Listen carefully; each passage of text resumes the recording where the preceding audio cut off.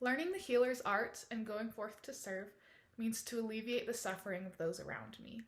I grew up with a brother who has special needs. He's on the autism spectrum and has other learning disabilities that make life very difficult for him. He never had friends growing up and he was bullied relentlessly. This was very difficult for me to watch, and I decided to try and never let that happen to anyone I come into contact with. When I was in high school, I began noticing a girl who would sit down the hall from me. She always ate lunch by herself, so me and my friends, we decided to invite her to eat lunch with us. I got to know this girl, and she quickly reminded me a lot of my brother. She had a lot of the same difficulties. She too was on the autism spectrum, and she also had been bullied growing up. After high school, I actually was able to introduce this girl and my brother, and they're now married. And because of each other, they now have someone to love and someone to be loved by for the rest of their lives. And that's why I want to be a nurse, to alleviate the suffering of those around me. That's exactly what Jesus Christ did while he was on this earth.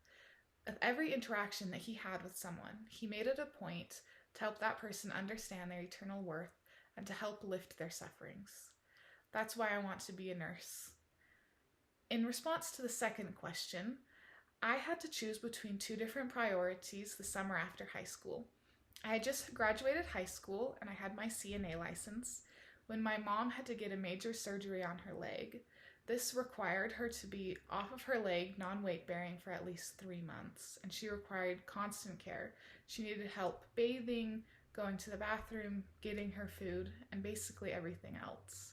I had to decide between using my CNA license to get a job or to use the skills I had learned in my CNA classes to help my mom on her road to recovery.